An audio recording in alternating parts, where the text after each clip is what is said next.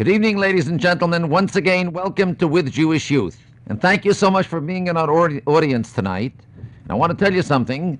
You're going to enjoy tonight's program because we're going to speak about something that usually you don't hear on the radio network. But it's a very important subject in every Jewish person's life. And I'm sure that there is a great deal that many of you are going to be hearing for the first time. And this is going to be a most enticing and educational program. Before I go on to our guest tonight, let me say to you, ladies and gentlemen, that besides recruiting the chefs, the cooks, the counselors, junior counselors, waitresses for Camp Semuna and Camp Shalom for the young college men, we have an opening for an expert typist for our central office here in Brooklyn. And if there's anybody listening to my voice that is eligible for the job, why don't you telephone us in the morning at 778-4600. We'll arrange for an interview, and if you are the proper person, you could have the job. The conditions are pretty good. The work is very interesting, and I'm sure that you'll be very happy to be with us. By the way, I should like to also thank the many of you who have been writing lately, and the mail has been picking up, and I'm trying to pick up these suggestions that you people have been sending across to us. It is indeed both enlightening and very, very overwhelming.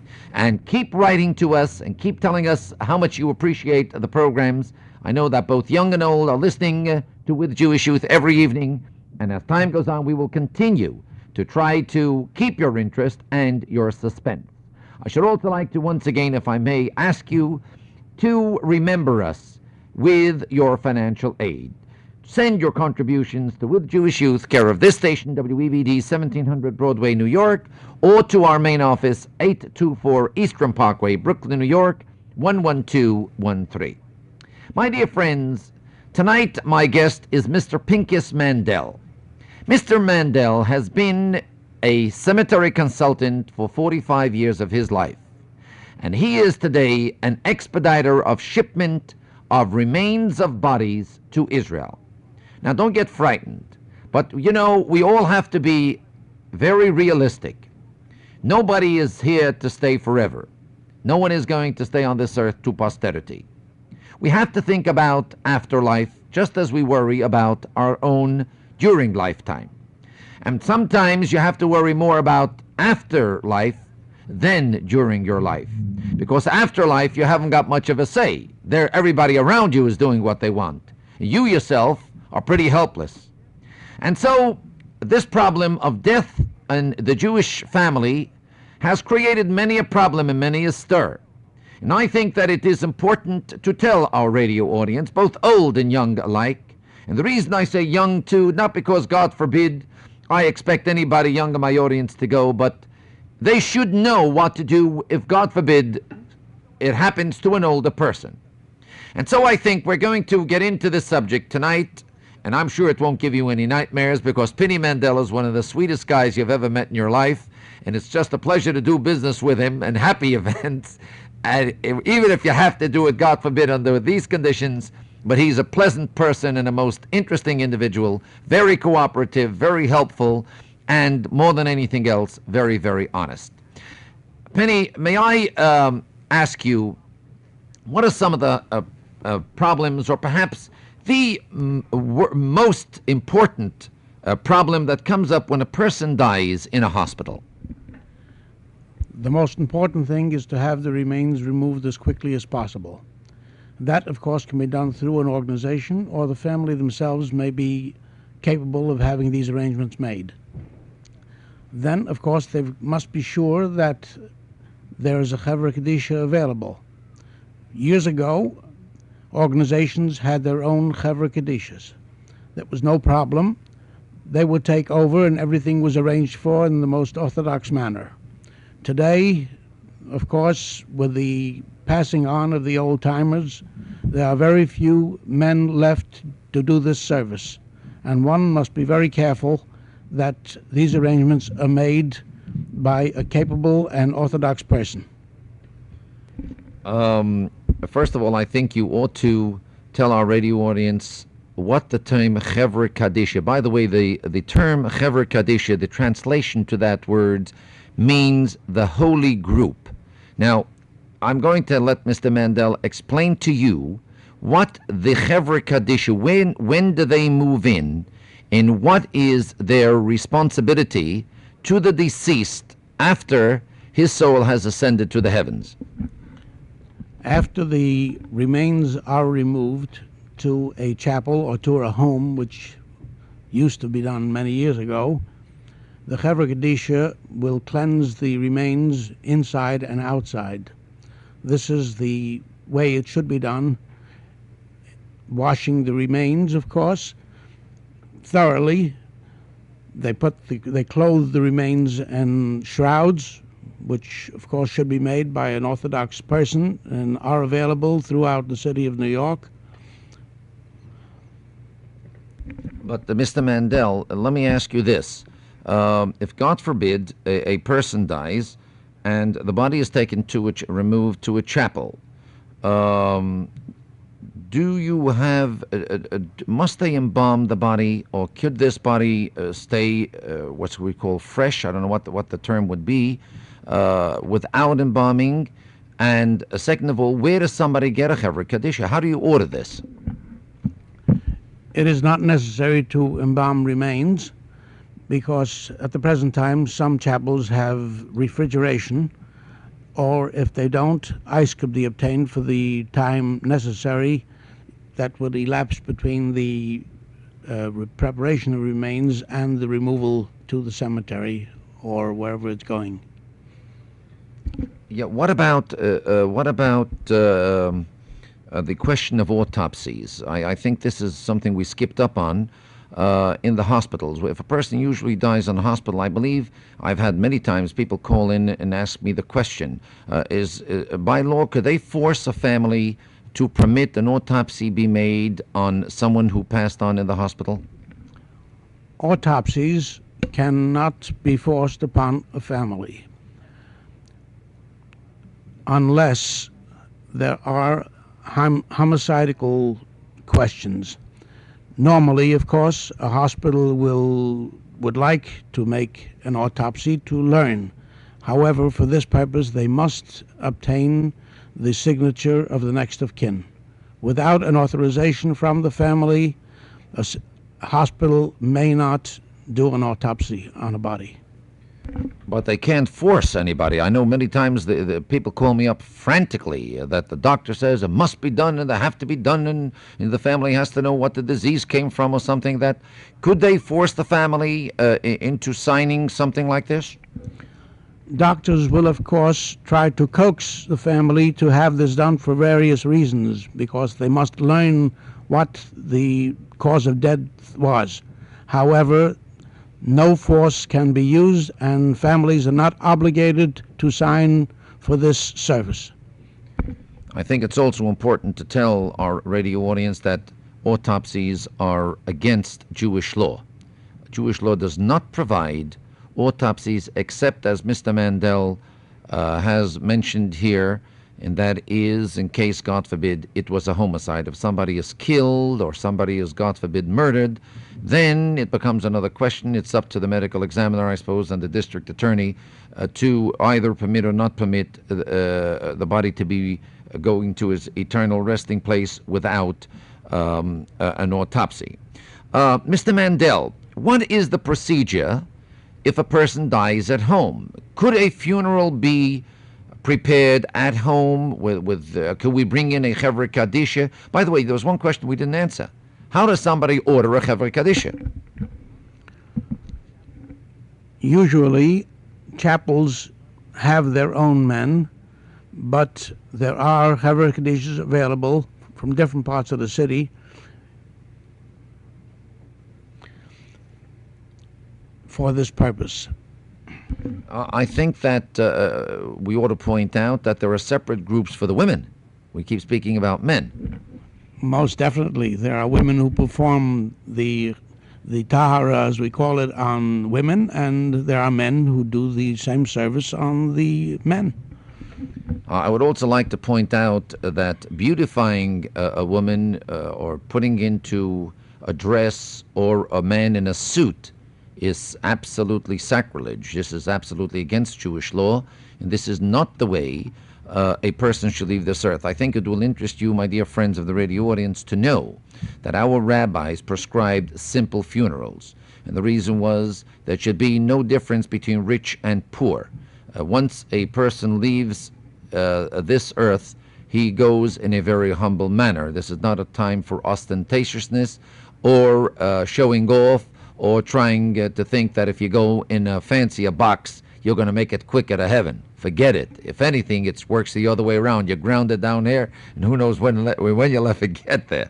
Anyway, well, let's get back now to the question. If a person dies at home, could they arrange for the complete funeral service with the washing, as you said, by the Chevra Kadisha, the preparation, the dressing in the shrouds, putting into the casket, and removal finally into the hearse from which the funeral service begins? Could all that be done at home? Such questions have arisen from time to time. The remains could be prepared at home. Of course, it's not as easy as it is in a chapel where all the equipment is at hand, but this can be taken care of very simply by a proper and experienced Chevra Kadisha. I would, if I could add this, Penny, to what you've just said, I think it would be a good idea to advise our listeners that should anything happen, the first one they should speak with should be the rabbi. I think what's happens usually it works in reverse. They get to the chapel and they're sold a bill of goods, and then when the rabbi comes, he discovers of the many, many mistakes that were made. So people should bear this in mind and have their senses that if, God forbid, something does happen, they should be prepared. The first one to call upon is the rabbi. Let me ask you something else. What happens if a person dies on a Shabbos in the hospital or at home? What is the usual procedure then? In the hospital, of course, the remains will be removed to the morgue, depending, of course, on what time of day it is. Sometimes the hospital can be prevailed upon to leave the remains in the room if it's a matter of waiting a couple of hours for the removal. If, however, it happens at home, there should be no problem to remove it after Shabbos, immediately after Shabbos. I think here, once again, comes Jewish law to state that once a person passes on the Shabbos, he is not permitted to be touched. The most we do is just cover the body, and that's about it. Ladies and gentlemen, Pincus Mandel, besides being the tremendous authority in cemetery and funeral preparations and an expediter of shipment of remains to Israel, which is a separate department in itself, and I think that this has been one of his top and main activities. I would like to ask you, Penny, how many years are you doing this now, shipping bodies across for burial in the Holy Land? I'm doing this work now approximately 22 years. I was prevailed upon at the time when Israel became a state to look into this matter, since Orthodox rabbis know what my capabilities are, know of my experience, knew that I was connected with the cemetery for many years, and that anything done through me would be done either directly or indirectly in an Orthodox manner. I then, of course, contacted the various authorities to find out how this would be done quickly and at a nominal price. Of course, I was in touch with the authorities of the Israeli consulate as well as the government of Israel, and made certain arrangements which at the present time make it very simple to ship remains in a matter of hours. Has this become a popular thing? Do many people arrange for this? Of course, in the beginning, this was not very popular, but at the present time, there has been quite a drive for this. Many people, of course, having lost their kin in Europe, their roots are not here, and they would, of course, have liked to have been buried together with their folk in Europe. Not being able to do so, they make arrangements for burial in Israel. Some buy their own plots. Of course, I encourage this very much because if a person purchases a plot himself, he sees what he's getting. He knows who his neighbor will be.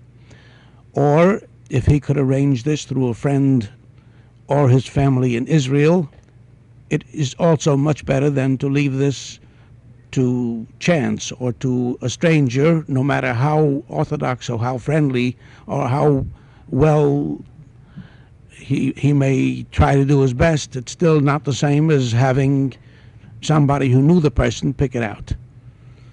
All right. I think it would be of great interest to know exactly how first of all, how do you arrange something? Well, what would, if I were now interested in making arrangements, how would one go about it?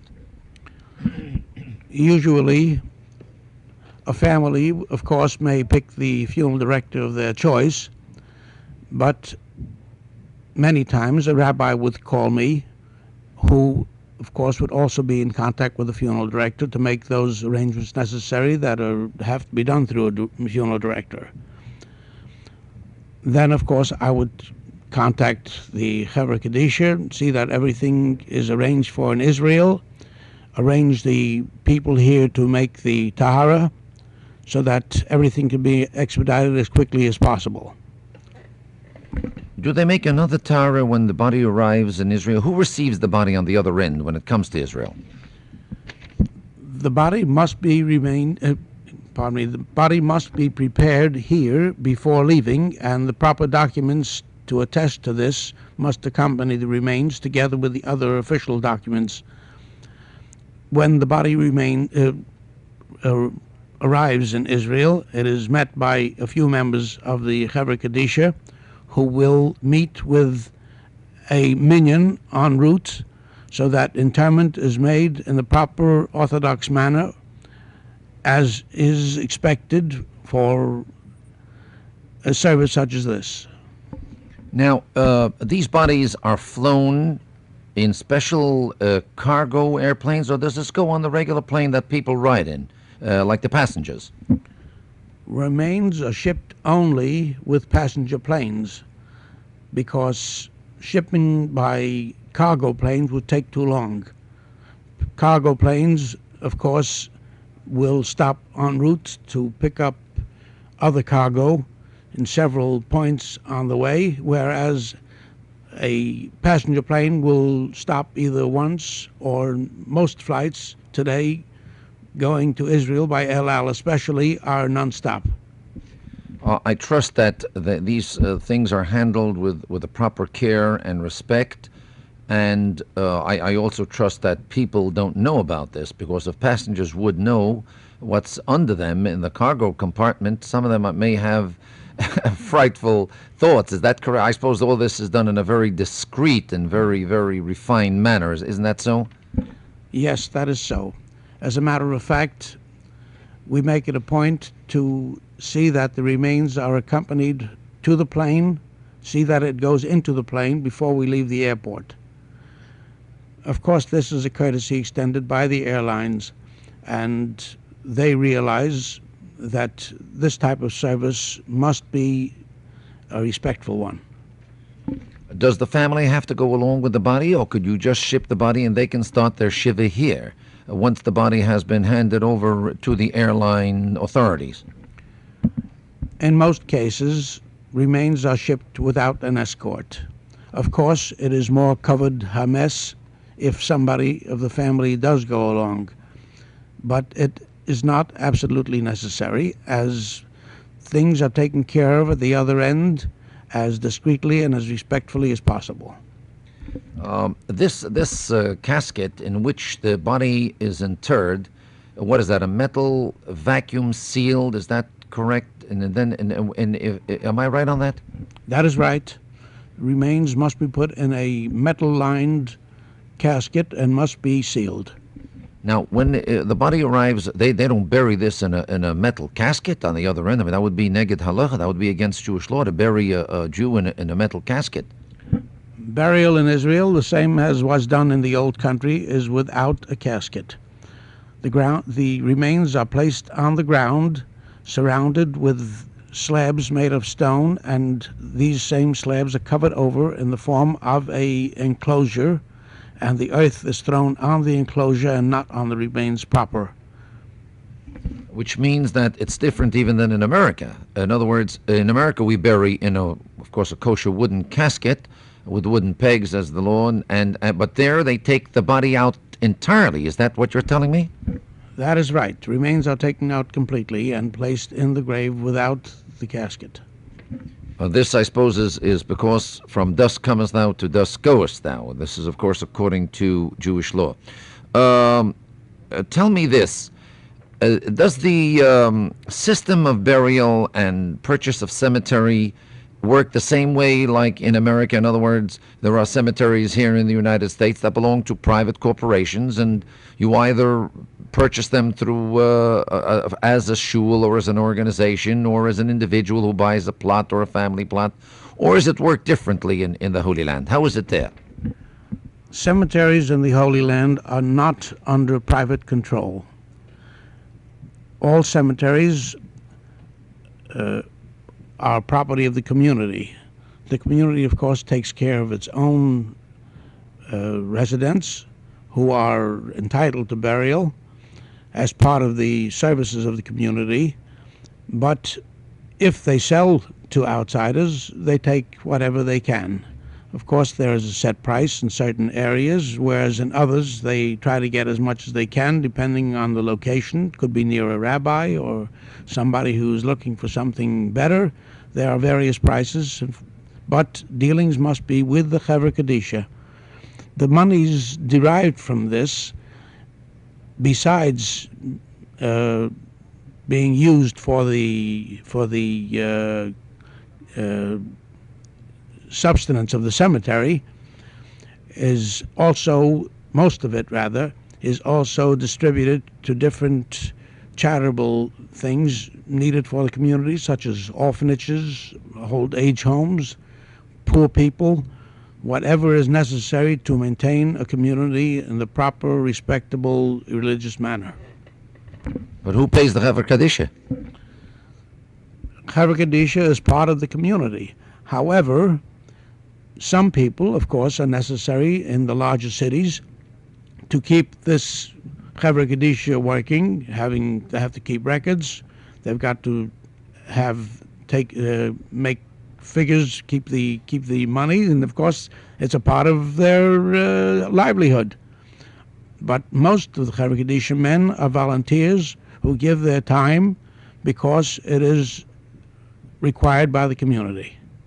By the way, who dig the graves? I know here we have strikes going on from the cemetery, grave diggers and so on. Is there such a thing there as an association of grave diggers, or does anybody who buys or has a funeral go to the cemetery and dig out the grave for the deceased?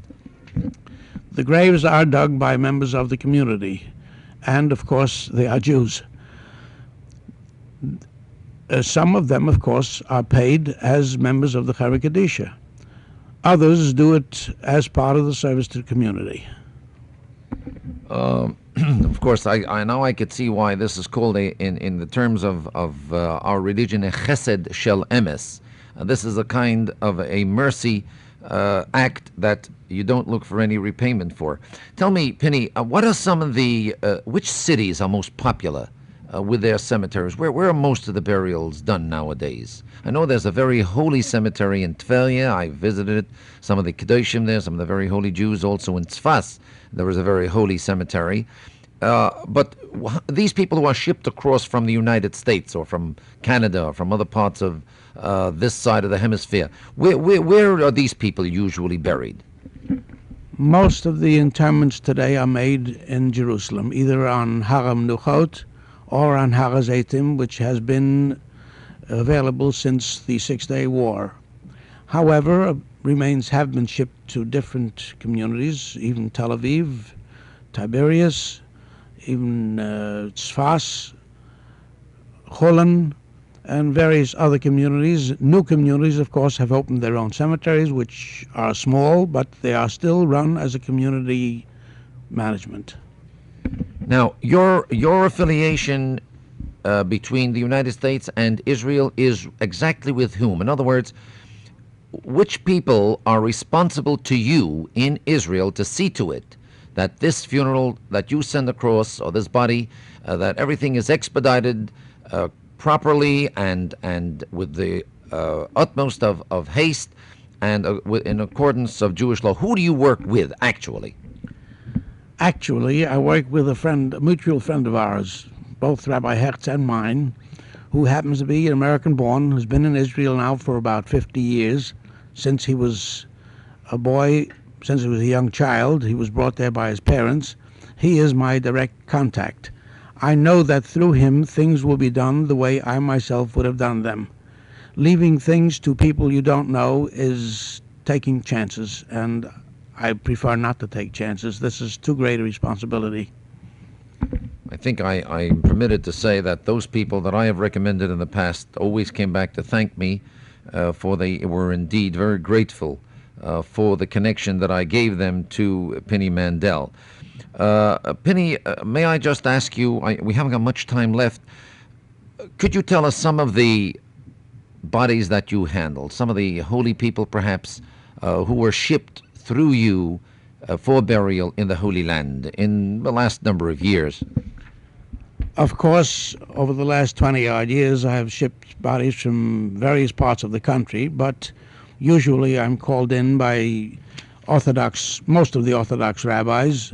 I have taken care of the remains of the late Rab Aaron Kotler Zatzal, Rav Kalmanovich of the Mir Yeshiva, and the Kapitznitzer Rebbe, and the Beyoner Rebbe and Rebbetzin, in addition to many countless others who I've been called in to take care of. I would, by the way, the names that you've just heard, you may not know their titles, but these are some of the most outstanding Jews that we've had in the past 2 decades. Let me ask you 2 very quick questions, because time is beginning to run very fast, faster than I thought. Could you handle a funeral of this type for shipment overseas to the Holy Land from any part of the United States? Yes, that is no problem. Arrangements could be made from anywheres. Of course, if I am called in immediately, then I would speak to the funeral director at the point in question and make arrangements for him to have the remains brought into the city as quickly as possible, since all flights leave from New York. The quicker the remains arrive in New York, the quicker they can be prepared and sent off to their eternal rest. Let me ask you another one. What happens if a person dies, God forbid, on a weekend? How quickly could you arrange for that body to be shipped and received in Israel? The only drawback, of course, is Shabbos. But if call is made on Saturday night, then the papers can be arranged for early Sunday morning and the remains shipped off in the early afternoon or late afternoon, depending on when the flight leaves. All right. Now, Penny, final. If anybody would be interested in preparing this kind of an arrangement with you or would like to discuss this further, I'm sure this is going to awaken thoughts in many, many people's minds. Where could they contact you? Would you just be good enough to give them a telephone number at least, or otherwise you leave it with me, but you give it to them anyway, and you leave it with me in case anybody calls in the ensuing days and if they would like to meet with you personally to discuss this? I would be glad to answer any questions anybody might have. My number, any time of day or night, is 855-5121. Repeat that. Telephone number is 855-5121. Penny, all I want to say is that it was a real Lebedika program, and thank God we're here together to speak about these things, but these are the necessities and the realities of life. Ladies and gentlemen, I do hope you have taken this program in the proper spirit, and you really understand that this I'm doing as a service to the Jewish community, making this information available to you, giving you the knowledge that you should have. Should you have any other further questions, we call this a kosher levaya. Let's hope that we'll have simchas and nachas, and that God will bless each and every one of us, that death will vanish from upon earth, and we will all be blessed with good health and long, healthy years. Until tomorrow night at the same time, may God bless you all.